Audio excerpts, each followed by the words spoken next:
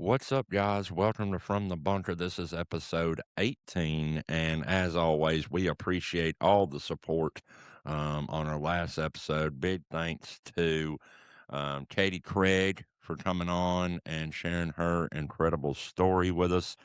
Guys, we got another banger for you today. But before we get into that, as always, this episode is brought to you by none other than Ford Golf Apparel. You see, I got the hat on, got a polo on under this quarter zip.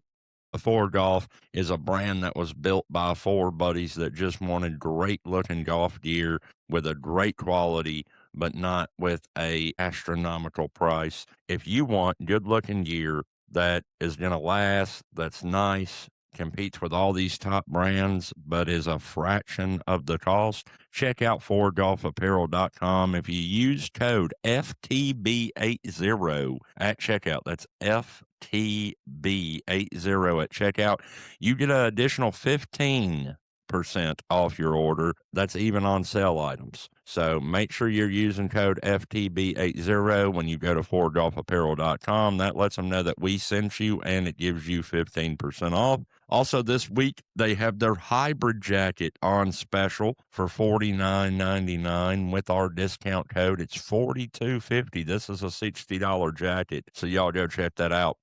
Guys, I'm just going to do a quick intro today. We've got a banger coming up. I mean, you've heard of the Ohio State University, haven't you? This young lady played golf there for 5 years. Friends with Neil Shipley. Friends with the good girls. You know what I mean? Knows Bob does sports. We got a banger. So y'all stay tuned for that. We've had a good week of golf. They played down at the Champions Course, and Shane Lowry tried to get in the mix. Brooks Koepka tried to get in the mix. It was a good tournament. We're getting tuned up here for the Arnold Palmer Invitational. Now, the episodes are starting to drop Wednesday at 6 p.m. That'll be every Wednesday at 6 p.m. So we'll be able to give you the update on the last week's tournament and what's coming up. We got the Arnold Palmer coming up. This is one of my favorite tournaments to watch. All the guys will be out there playing. Can't wait to see it. I'm thinking Scotty gets a win. I'm thinking something like that. So drop a comment below. Let me know who's winning the Arnold Palmer Invitational this week. We're just a little bit away from the players, guys. The players is coming up on my birthday weekend, which is March 12th through 15th. So we got some golf coming up now. Speaking of golf, the TGL wrapped up its regular season last night. We got the playoffs set, and I've talked some shit about Jupiter Links, but baby, they figured it out. They figured out a way with Tiger leading the coaching charge there. They figured out a way to sneak into the fourth seed. So all you got to do is get in the playoffs. Yeah, get in the playoffs and you got a chance. So Tiger and the Jupiter Lynx are in at the 4 seed. We have the Atlanta Drive at the 3 seed. That's last year's champion. They sneak in as well, get the 3 seed. They're in there. Atlanta Drive will be playing LA. They are the 2 seed. Jupiter will be playing Boston, who is the 1 seed. Now, that's a squad. You got Keegan, you got Rory, you got a squad there. So looking forward to seeing that. That's coming up here soon. We got a lot of good stuff coming. TGL wrapping up, golf just getting taken off. This tournament right here, the Masters, ain't that far away. So everybody be ready. Golf is about to buckle in. As mentioned in my little speech there, we're moving our episodes to Wednesday nights at 6 p.m. So we're moving from the Tuesday mornings at 7 a.m. We did 17 straight weeks of Tuesday morning at 7 a.m. And honestly, guys, just to be transparent, it's just a time where a lot of big podcasts put out their show on Tuesday morning around 6 or 7 a.m. A few podcasts that I watch put out their show at that time. And I guess that's why I gravitated towards it. But, we're trying to grow something here. And Wednesday nights at 6 p.m. is what all my research says is the best for a growth podcast. So that's what we're doing. We're going to try this out. And if it don't work, we'll come back to you with another time. But I think Wednesday at 6 p.m. is a good time. As always, guys, like I mentioned, we appreciate all your support. This week we have on Lauren Peter. Like I mentioned earlier, she played 5 years at The Ohio State University. She's played one-on-one versus Neil Shipley and beat him. She currently plays on the Epson Tour, which is the Korn Ferry Tour for the LPGA side, which you should have learned about last week in the Katie Craig episode. But great story, great conversation. Really appreciate Lauren coming on and doing the podcast with us. Met her on the internet. All of her stuff will be down in the bios wherever you're getting this podcast. Make sure you go show her some love, subscribe to her YouTube, follow her on TikTok and Instagram. She actually makes some really, really great stuff. So, without further ado, let's get into the Lauren Peter episode. And y'all make sure to drop a comment, a like, a follow, a subscribe, all that stuff. And we will see you next week at Wednesday at 6 p.m. Thank you so much. Guys, real quick, before we get to Miss Lauren Peter, I want to talk to you about Swing City Golf in Bowling Green, Kentucky. Now, if you're local to Kentucky or Middle Tennessee, this is a place that you want to check out, guys. Family, fun, food, okay? Some of the best food around. Not just at a simulator, I mean around. They got some fire food, okay? Full bar. You can get whiskey, vodka, beer, whatever you want. They've got it, okay? And they've got top-of-the-line TrackMan simulators, guys. All right. And if you take your game serious, you want to work on a TrackMan. I'm just telling you, get a TrackMan app. You can go back and track whatever you want to track. Okay. Look at your whole round. Look at your whole range session. It gives you average yardage. I mean, it's a top notch facility. In this particular one, they've got a VIP room. They've got 5, 6 bays, huge space, somewhere you can bring the whole family and they'll have fun. So y'all check them out. Tell them Golfer Game. Tell them From the Bunker sent you. Swing City on Broadway in Bowling Green, Kentucky. Go check them out. We'll see y'all after this episode. Peace. What's up, guys? Welcome back to From the Bunker. Today we have a special guest, Miss Lauren Peter. Lauren is currently competing professionally on the Epson Tour. Played 4 years of college at Ohio State, the Ohio State, where she earned academic all Big Ten honors and was Ohio State Scholar Athlete. Before that, she was a New York State champion and one of the top junior golfers in the country. Now she's balancing professional golf with building her presence online with content for the world to see as well. Lauren, welcome to the show. We're happy to have you. Yeah, thanks for having me. I'm excited. Thanks for coming on. We'll jump right into it. I mean, for the people that are just now getting introduced to you, who is Lauren Peter off the golf course? I guess you could say I just love to hang out with friends and family, go to the beach, love to cook, love to bake, love to go to the gym. Yeah, I mean, super simple. Now, if you're having friends over tonight, what's the one dish that you're in there whipping up like Gordon Ramsay? I love making anything Italian, any Italian dishes, but Okay. I also love making some good steak tacos with some guac and stuff and street corn. One Yeah, of my favorites.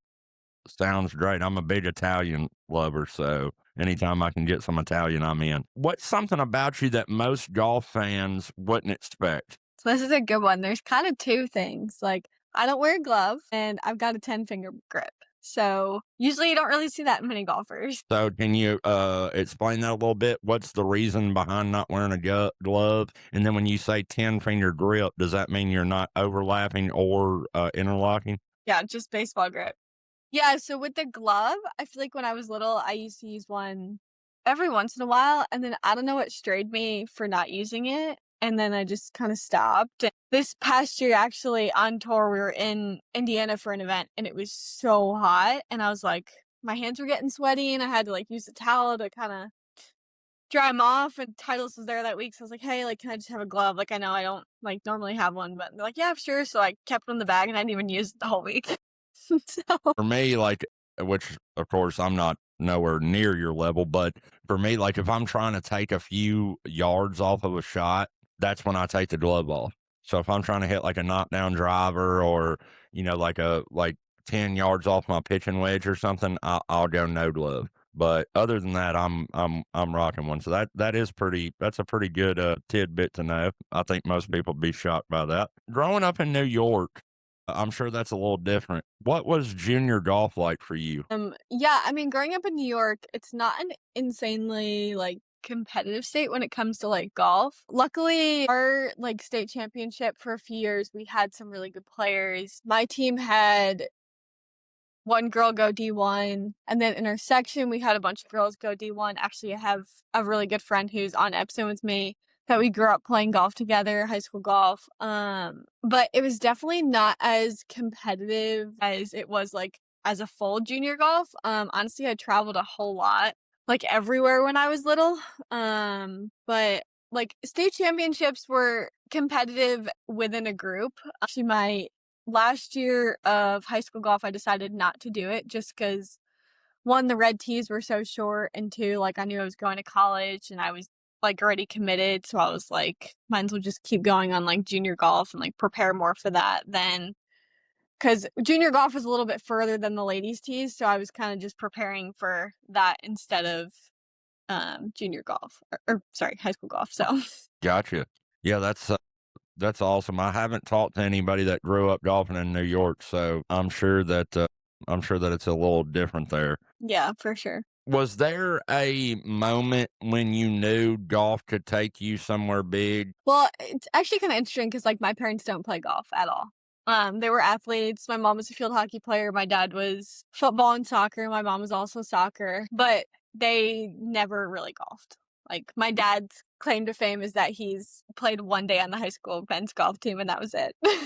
Um, so, like, I didn't grow up and, like, none of my extended family plays, like, one of my uncles does. Actually, kind of a funny story is my mom's great uncle was really good at golf, tried to get all my family into golf, couldn't get anyone into it, and unfortunately he died before I was born, but he was so into golf, and, like, my grandma always says, she's like, "He's watching over you, like, there's some golfer out there." So she's like, "He's always watching over you because he's so excited that he had someone who actually picked up the sport." I mean, I started golf when I was 8, so I played a bunch of, like, US kids events. I just started winning them, and I was also a gymnast, so at some point, my mom's like, "You gotta choose one or another," and I decided I think I was just playing really well and winning a bunch of tournaments, and I was like, I just decided to kinda continue more on the golf path and gymnastics, especially because people get injured really easily, but it was actually really good for golf. But yeah, I think just winning a bunch of, like, US Kids tournaments and going to, like, the world championship and playing well,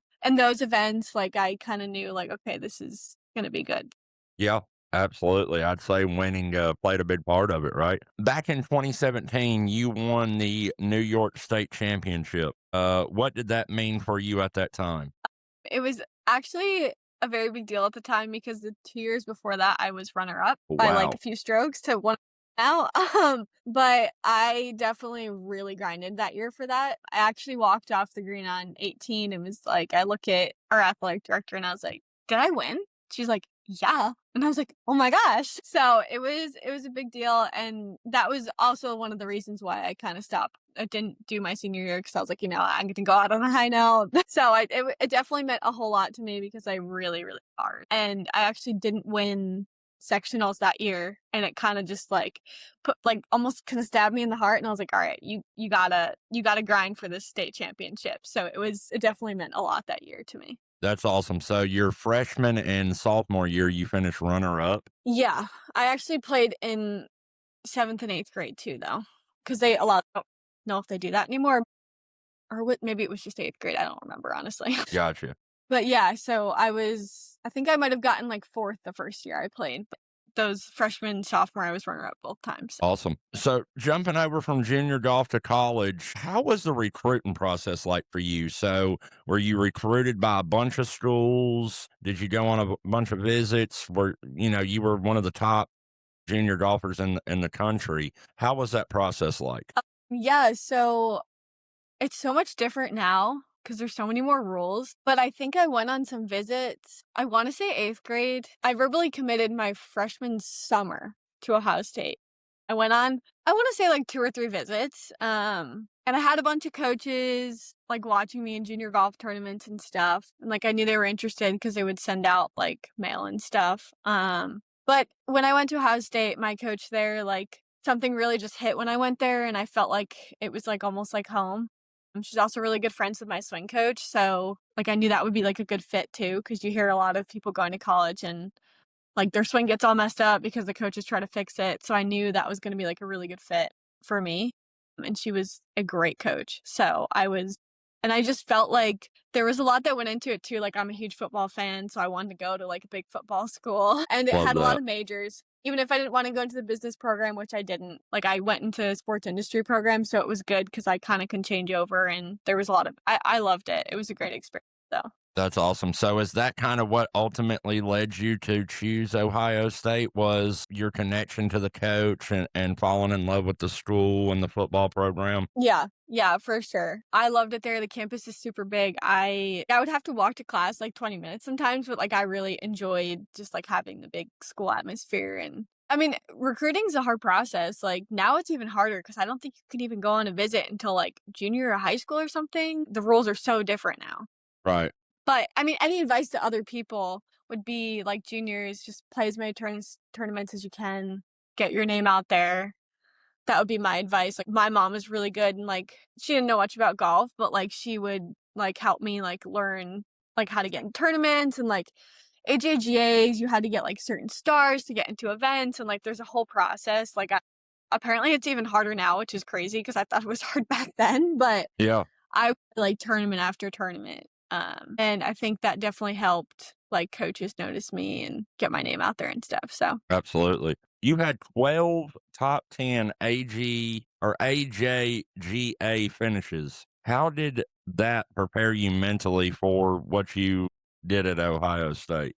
yeah, I mean, it just kinda helps you learn, like, different golf courses and, like, different conditions and stuff like that. Because I think that's what college prepares you for the tour, and that kind of prepared me for that, and learning, like, all these other players I'm playing with, like, I probably still play on tour with. And it's crazy to see that, like, you were playing with, like, the top juniors in the world and, like, okay, like, I can compete. Some weeks you wouldn't play as good, but some you would, and, like, there was invitationals, which some invitationals we had were super cool, like, we had an Annika one, so we got to, like, hang out with Annika for that one.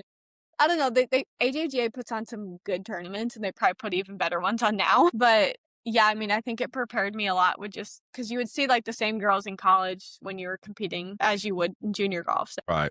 Yeah, that's awesome. What would you say was the biggest adjustment going from high school slash junior golf up to the big stage with Ohio State? I would say travel and managing school, like, I am not a school person. Like, don't put a test in front of me. I rather go play a golf course any day of the week. But so I would say because the first, like, 2 years, like, I did 5 years at Ohio State because of COVID. The first 2 years were definitely rough. I was in tutoring so much just because you're traveling, like, my freshman year, this was kind of we hosted a tournament in California, and every year we take the red eye home, and it was right during, like, finals week. So, we took a red eye home after playing a round of golf. It was kinda crazy because we took the red eye home, and then I literally my coach drove me to, like, a math exam that day. After, like, 2 hours of sleep. But, like, that's just how it is, like, you just gotta survive. Like, that was definitely an adjustment, like, long weeks. Like, I feel like other sports, you don't travel as many days, like, we would probably travel 4 to 3 days for events, so, I mean, you come back and then, like, a week and a half later, you're doing it again. But, I mean, after a while, you kinda learn how to adjust and, like, I would get my schoolwork done before we traveled that week. I don't stress about it when I was on the golf course, like, "Oh my gosh, I have an assignment due tonight," and I didn't do it. Like, I would just get it done before I left, and that's one thing that I kinda learned after the first 2 years, so Yeah, I'm sure that's a balancing act that you have to learn. Other college athletes that we've talked to, have taught us where, they're in the van doing schoolwork on a computer, when they'd rather just be hanging out or whatever on the flight, whatever. So, and then you're right, like a football team, basketball team, they go play one game for a couple hours, they're right back home. For you guys, it's a 2, 3, 4 day event, so you're gone for 6 days sometimes probably or something crazy. Like, I'm sure that's hard to adjust to. Now, as a freshman at Ohio State, you ended up playing in all 12 events. How important was earning everybody's trust, your teammates, your coaches early, and qualifying for all 12 of those events? Yeah, it was definitely super important. I had a one teammate who was actually going through the Q school process, like, during her last year, and it was, like, a few of those girls, like, are some of my really good friends right now, still to this day, and it was fun, it was a cool experience, like, my we actually won Big Tens that year, which was really cool. Our teammates shot, like, I wanna say 6 or 7 under the last round, and, like, we won, and we're like, "This is crazy." So, it was definitely good, it was such a good experience, but I was probably definitely stressed about schoolwork during that time if I really think about it, looking back on it, but no, it was good, it was, like my freshman year was really great. I actually didn't know I played all 12 events, which is a fun fact now, I- but yeah. I'm teaching you something about yourself. Yeah, literally. Over your career in college, you steadily improved. And honestly, with the athletes that I've talked to, most of them have some sort of fall off or they start hot, have a slump and then get it back. Your career kind of was this way the whole time. How'd you do that? What clicked? What was working? Were you just getting more and more comfortable? Were you actually getting better at the game? What was it for you that kept you on that upward trajectory throughout school? I think I was probably getting more and more comfortable, especially, like, adjusting with schoolwork and stuff, but we had a really amazing coach who taught us a lot of stuff and taught us a lot of course management and drills and just everything that I think kept it up, and I feel like in the winters in New York my last 2 years, I did go to Florida for, like, a month, but we would constantly keep practicing. We had a really nice indoor facility. We would go to Florida on the weekends. We'd fly to California for a long weekend, like, we would constantly keep it going, and I feel like I put the clubs down for a little, which is okay. I learned that now it's actually okay to not golf for a few days. Yeah, I think I just learned a lot from, like, the coaches and everyone, like, teammates, and I think it really just helped, and, like, golf is such a mental game, and I think that I honed more in on that too, like, in college too, so. Absolutely, yeah. Again, other athletes that we talked to that went through college talking about the mental side of things, that was a big change in the way they were able to play. Now, you had mentioned that you're not a school person, but somehow you were academic all Big Ten. I mean, being not a school person plus juggling golf, how in the heck did you get these amazing grades on top of having a golf career? I mean, the first 2 years, you probably didn't wanna look at my GPA, but I was getting past, alright? No, but once you get past the GE classes and, like, you actually get to, like, enjoy your major, like, I enjoyed it. Like, I was, like, under sports industry and, like, technically my major was called, like, physical activity coaching specialist, which is basically something just under, like, a PE teacher. Well, I really enjoyed because it was kinda like coaching, and I got to do, like, internships. Like, I interned with our men's golf team. And then I interned with a women's soccer team, and I really enjoyed that, and I think doing what you enjoy is so much more, like, better than doing a stupid English class. That's just not me, like, I don't wanna do math, like, I don't know, I just stuff that you don't enjoy, like the GE classes, like, I feel like we should get rid of those, but We could have a whole podcast about my thoughts on that. I would have to agree with you. But you're right. Like when you love something kind of like golf or content or whatever, it's not a job to you or it's not school to you. You're actually enjoying it. So it's a good time. And yeah, I can definitely see that. That's awesome. What's one lesson that you learned at Ohio State that you're still using today? I mean, I guess you could say, like, a lot of course management. One of my coaches taught me I had a bunch of different coaches in college, but my first coach, she kinda taught me to not to, like, worry like, so you look at a green and you're like, "Okay, where not where do you wanna miss, but, like, where do you wanna put this?" And we would, like, literally take us like, a green map and put, like, a dot where you wanted to, like, hit the shot, and you'd be like, "Okay, I'm gonna hit it there. I wanna be short of the pin," like, the pin's in the back. "I wanna be short of the pin. I wanna be just left of it because the pin's on the right." Like, I'll have a 10-footer uphill. Like, kinda like, stuff like that, I kinda still take into account now. I don't really necessarily dot the books, but I kinda look at it and I'm like, "Okay, I wanna be right there," and then you try to hit it there, so stuff like that, and, like, put yourself in hard positions in the practice rounds that you don't wanna be in. Like, you're short-siding yourself, you put yourself there so you learn how to hit the shot, so when you get there in the tournament, you're like, "Okay, like, I hit this during the practice round, like, it's super easy." Yeah, course management can change your game. If y'all are listening and don't know about course management, probably need to figure it out. It's a huge help. Let's talk about turning pro. Let's talk about the Epson Tour a little bit. When did you know it was time to make the jump to professional golf? I mean, it's my dream since I was, like, 10. So, I always knew that I didn't wanna do anything else. Like, I always looked up to the girls on tour, especially when I was little, I looked up to Paula Creamer so much. She was just so sweet when I would go watch her. She literally took her shag bag, walked into the first tee and took everything out of it and gave it to me and signed it, and I still have it to this day. And just, like, that like, I just wanted to be those girls, like Christy Kerr, Lydia Ko, I'm trying to think of other girls, but, like, so many inspired me, and, like, I just wanted to do that, and I've always wanted to, and especially after going to college, I was like, "I don't really wanna do anything that has to do with this." Like, I just wanna go pro, like, so and it's good because we've had, like, a bunch of girls turn pro, so it's nice to, like, see everyone on tour and stuff, so but yeah, I mean, right after college, like, I think 2 or 3 weeks after, I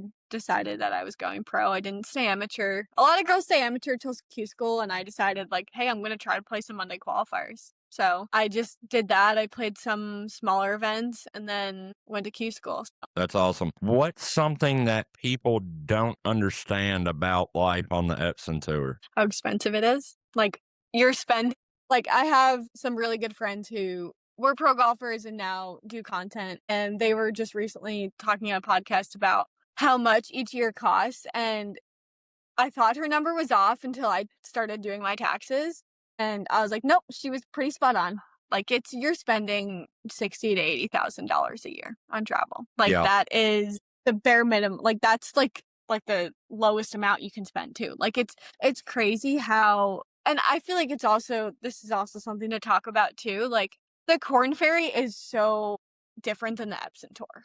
Like, it's so much more well known than Epson, but, like, Epson is one step below the LPGA, and, like, Corn Ferry, we're, like I think we're on the, we're level with, like, PGA Tour of Americas, which is, like, Canadian Tour.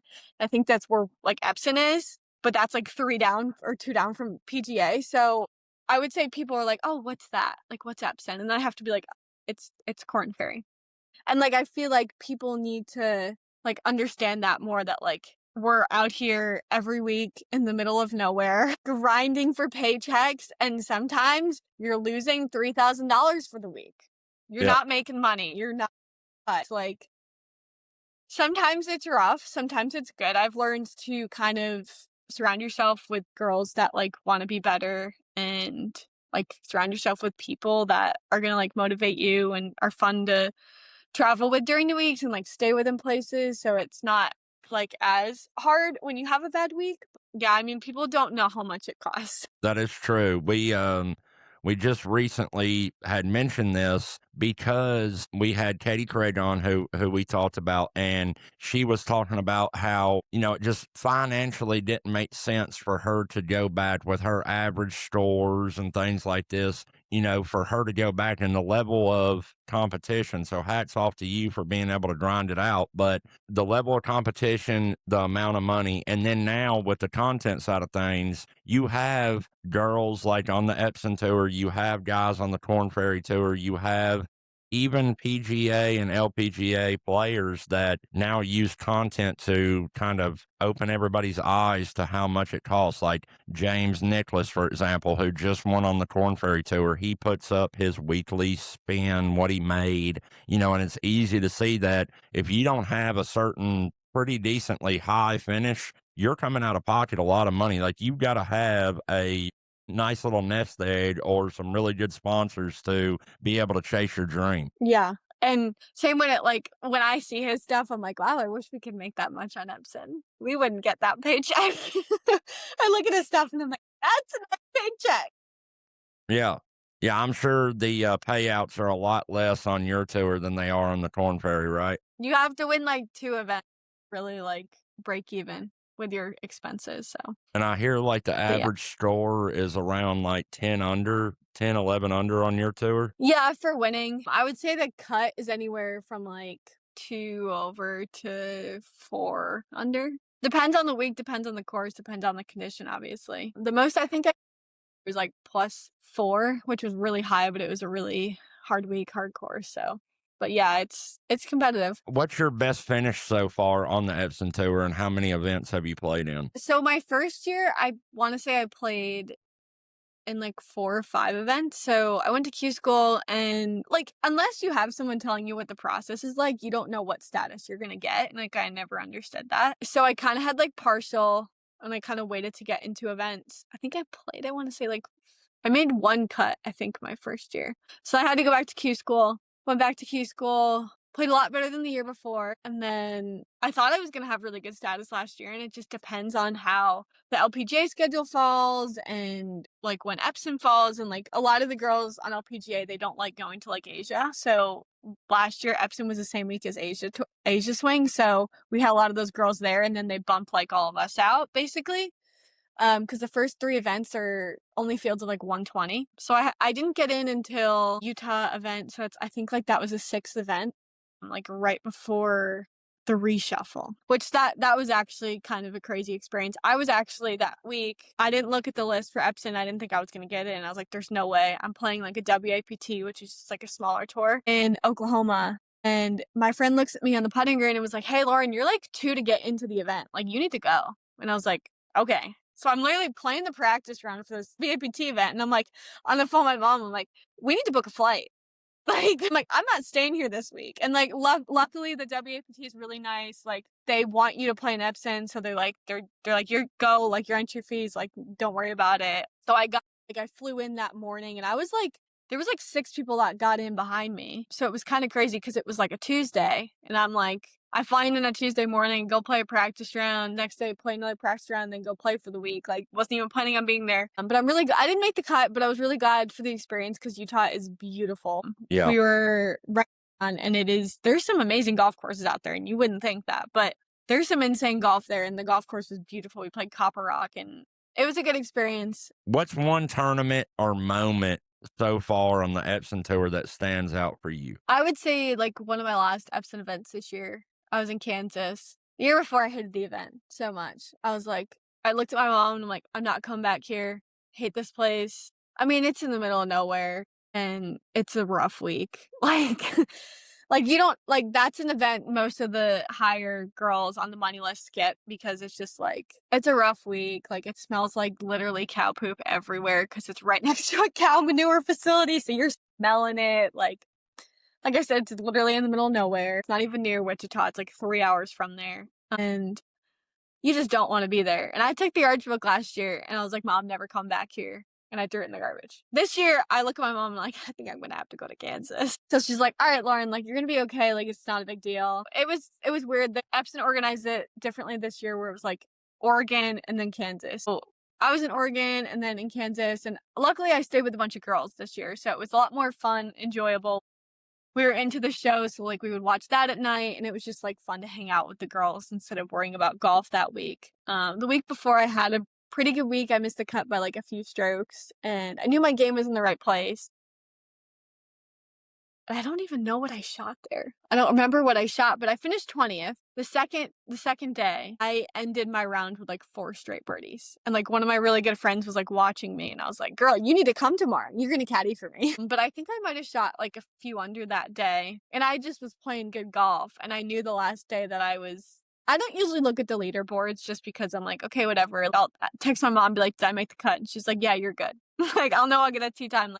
I just don't wanna worry about it and be pressured. Like, you're gonna see it, like, 2 places down the course, you're gonna see it a little, but you don't have to like, I glance at it and I'm like, "Okay, whatever," like, worrying about everything else. So, the last day I made the turn, and apparently I was in 2nd, and then I had a little mistakes, but I still finished 20th, which if I finished in 2nd, I wouldn't have had to go back to Q school, but I was really just happy with how I finished that week, and, like, I hated that place, but they actually did a renovation, and I liked the renovation.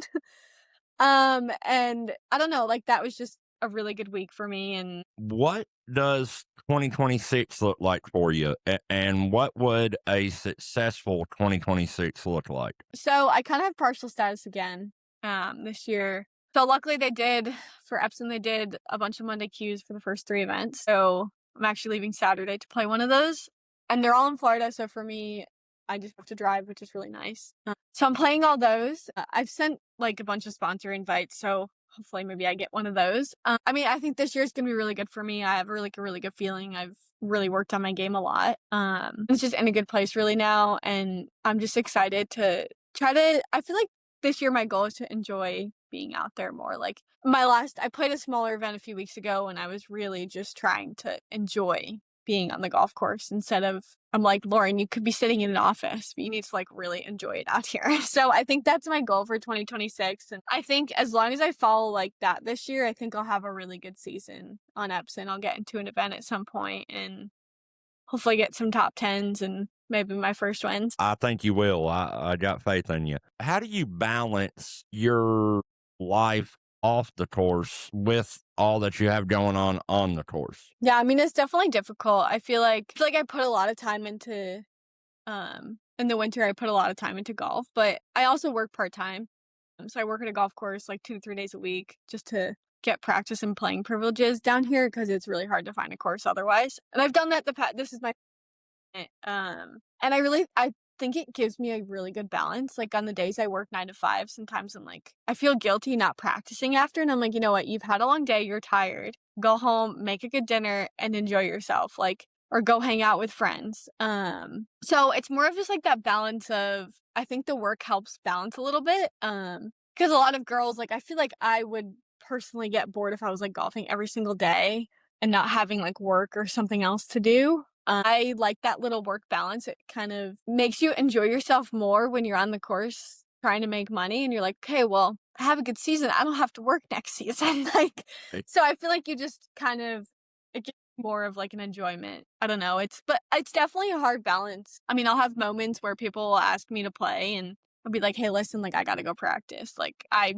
wrote my plan for today and that's what I'm gonna do. And like I'm not like last night I had dinner with friends and I made sure like I got some practice in before I went to dinner. And like I was like, we can go to dinner when it's dark outside. So stuff like that. It's just like I've learned to prioritize that over like anything else. Like career is the most important thing. So that's awesome. I love the dedication. You know, some of us put in a lot of time and a lot of practice and a lot of rounds and we suck. That's me. That's me.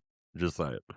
So let's talk about content a little bit. That's kind of how I came across you. So I was scrolling TikTok and come across one of your videos. I believe you were playing 3 holes with maybe like one of your friends or another girl on Epson Tour. So I'd seen that you guys were kind of like super energetic and funny, caught my attention really quick. So I was like, oh, who is this? So clicked on your profiles, read your bio, and I was like, I've got to have her on my podcast. So reached out to you, and again, appreciate you doing this. But you're doing golf content now as well as playing on the Epson Tour. How did that start? How did the content come about? I would say with my old job, in the golf shop, one of my really good friends is a content creator and she was like, Lauren, like you can get like free stuff for posting.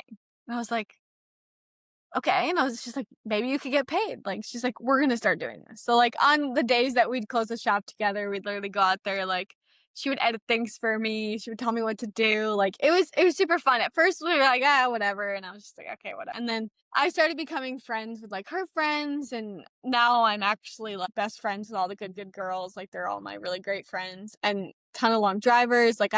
It's crazy that Florida is a like breed for content. And Yeah, that's what I've learned. I just filmed a YouTube video with a channel, which is super cool. And I actually just started my own YouTube channel, so go follow me. I think it's Lauren Peter Golf or something. I enjoy it in the off season. I did learn that in season I'm gonna try to do a lot more vlogs and just like how each tournament goes. Like I vlogged my last event and it's doing okay. Like I started the YouTube channel because you can earn money eventually. And just kind of I enjoy watching the vlogs and stuff like that of all my friends and like seeing what they're doing. I really enjoy content. It's definitely a struggle because the dumbest videos go viral and still haven't gotten that yet. I just need the dumb video to go viral. I mean, I still keep pushing and doing it for fun. Like, I enjoy it. And I enjoy editing more than like other people do and stuff like that. It's definitely a hard balance though when I go practice and I'm like, okay, well, am I going to go play 9 holes or am I going to film a fun video? Like when my friends and I play, we sit on the first team. We're like, okay, what are we doing today? Are we just playing 9 holes or we're going to like film a video? But I enjoy it in the winter. I think more in season, I don't do it as much and don't post as much, but I think I'm going to try to a little bit this year to get more involved in like how its life is like as like an Epson Tour player and stuff. So Yeah, that would be super cool to see. I'd love to see that. And we need more attention on the Epson Tour. That's why I'm trying to bring some of you guys on that play on there or have played on there to try to help you guys get more attention on it. I love the ladies' game. Like when I study the swing, I watch women golfers. So I think it's really important try to get that out there. And I think that would be awesome if you did some of that, especially like with the cost and showed your whole week and all that stuff. I think that would be super cool. And then, like you said, Florida is kind of like the hub for content, right? Especially in the golf space. That's why I'm trying to move there because I'm trying to build my brand as a content creator. I'm trying to build my brand with the podcast side of things, and I think that being in that atmosphere could possibly help open some doors. So, how did you become friends with the Good Girls? well, Marissa and Alexis were on tour with me, so I was really good friends with them and then met Uni and I've known Hadley since like college golf. So I'm all very good friends with them and I'm like so happy for them. They're doing so well. So Yeah. I actually, I told you that I took a trip to Alabama yesterday to play some golf with a content friend of mine, and I actually bought my first Good hat yesterday. The course sold those, so I bought one there. It has their like logo on the side, so that was pretty cool. But do you see your content as a brand builder, as a business move, as a creative outlet, all the above? Like, what's your vision with the content side of things? yeah, I mean, I see it as a business outlet, more of anything. It's hard because I think you mix business and personal, like, I'll post some personal stuff too, and I think there's always a good balance, like, people wanna see what you're doing in your personal life too, but I think it's helped me a lot, like, I've gotten my clothing sponsored through it, a bunch of other stuff too, like, I definitely think I need to dive into more of the YouTube side of things though, because that's where you can get paid eventually. It's really hard to get paid on TikTok and Instagram, more of. I just do that more of for free stuff and like get my name out there and stuff. So, but Yeah. like I said, I met my close friend and she's the best. So, What kind of content do you enjoy making the most? Is it more of the, short form golf stuff, the long form golf stuff, the personal stuff, the vlogs? What do you enjoy the most personally? I mean, I enjoy, I guess you could say more like the personal stuff. Like example, like I was just on Don't Finish Last. It's YouTube channel that my friends have, bunch of long drivers. And it was just like it's more interesting when you get like personalities out there and like people get to know who you are because I feel like on like LPJ and Epson, like that's what people need. You need to I think it would become more popular if you made a full swing out of it. You know what I mean? Just Yeah. like Netflix did. You need like people would be more interested if they really knew the people. You know what I mean? And their personalities. Like people need to get their personalities out there. I always tell my friends, I'm like, start filming, like just for fun. Like and they're always so scared and I'm like, it's like, no, like, don't be embarrassed. Like, everyone's learning. Like, do you know how many influencers there are nowadays? Like, that's literally like everyone, and they make a ton of money off of it. And I'm like, I think people need to get their personalities out there, and I enjoy that of more of like that video with my old teammate. Like, I think there's a lot of stuff I had to cut out of it, which kind of stinks because Instagram only lets you do 3 minutes, which is I think they should do longer. But like our personalities are so funny. Like we always banter a little and it's just like fun like that. I enjoy that. I enjoy filming with guys more because they've got so much banter. Like girls, I feel like are a little bit nicer. So I don't know. I would like love to be on like more like YouTube channels and stuff because it's so much.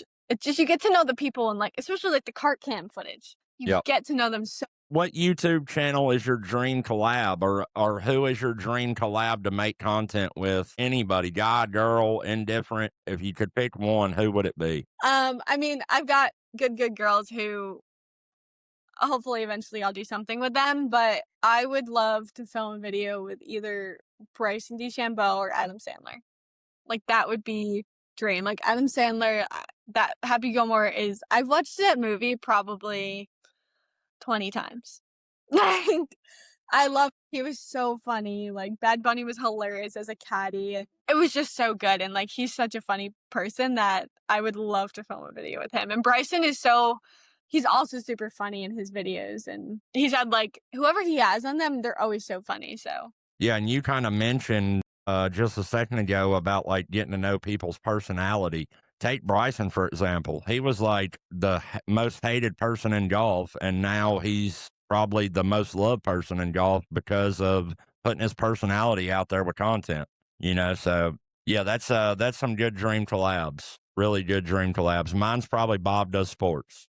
Where do you see your content going over the next few years? to say I'm just letting it ride. Like, the past, like, week and a half, I text my friend who does content, long drivers. I'm like, well, kinda done. I hate creating content. And she's like, Lauren, you can't hate it. I'm like, but I do. Like, I'm getting bored. Like, I don't know what else to make. I don't know what else to do. And she's like, so, like, sometimes, like, I used to post like every other day last year, which is crazy. I don't know how I did it. I would just stack up videos and have stuff in there. But now I've got like nothing in the drafts for the past week. But I don't know. I mean, I'm kind of just letting it flow. Like, I feel like last year I cared more about it. I'm like, "Oh my god, how many followers do I have? How many more can I get?" And now I'm just like, "Whatever. I don't really care about the views. If it goes viral, great. If not, whatever." I mean, I'm kinda just doing it for fun at this point now. It's like an extra little hobby, I would say.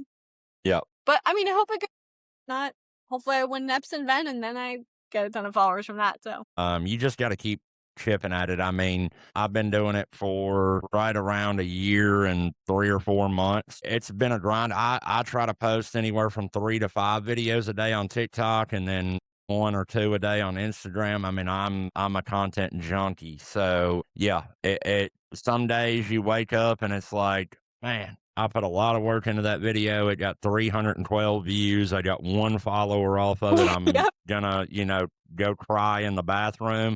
And then some days, like Yeah. today, I have a video from like 3 weeks ago that's just caught traction this morning. I woke up to like 45 comments, 45 new followers, and it's got like 5,000 views today.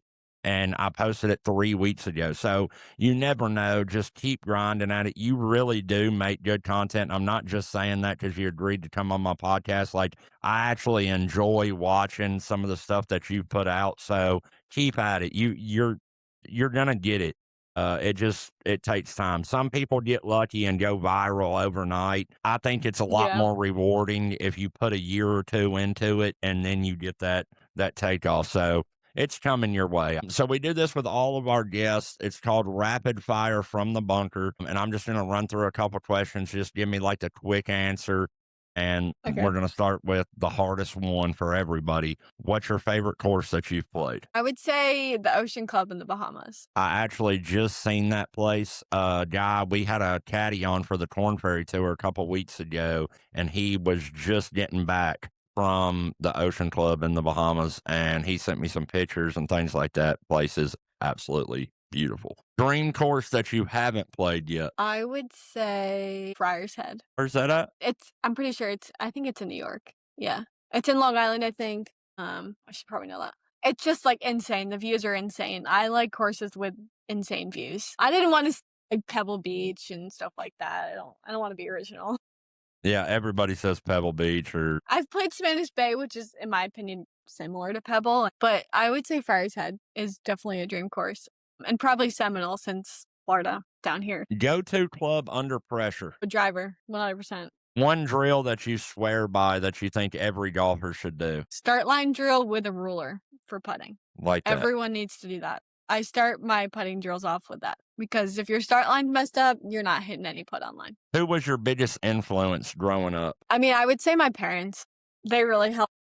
And I feel like that's such a typical answer, but they've really just supported me my whole career and are just amazing. So, Love that. If you weren't playing professional golf, what would you be doing? oh boy, I have no clue to be honest. Something in sports, maybe something with football. Like I'm like a guy when it comes to football. Like I love watching football. So maybe something in football, I would say. 5 years from now, Lauren, What do you want people to say about Lauren Peter? I mean, my thing when I was a little girl is, like, I always looked up to the players, and, like, I would like to say that I helped grow the game. Even not even little girls, like, just like, I teach ladies clinics at the club, like, kind of just like an influence and made us love the game more, and, like, I always teach ladies you need to have fun on the course. Don't like, if you top it, who cares? Go hit the next one. Like, so I would say, like, a big influence on the sport. What's the biggest misconception about the women's side? Would say kind of on that side of things. I feel like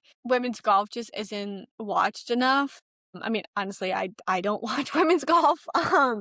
But I feel like it's just because people don't get to know the like I feel like there's a bunch of girls on LPGA that are doing a good job of starting to create content and do things, and same with Epson, same with like other mini tours. I think when you get to know the person and get to know what they go through, and like from an outside perspective, they're like, "Ah, they have everything. They've never worked hard. Like maybe they've golfed their whole life." Like, no, it's a process. And I think like having people learn like your journey and just like how you are as a person, what you do on your off days, what you do to practice, stuff like that. I think that's not known enough, and I think that's where it comes in of, like, people posting more about that, and I think that's what needs to be known more and get to know the players, and I feel like so many more people would enjoy watching it.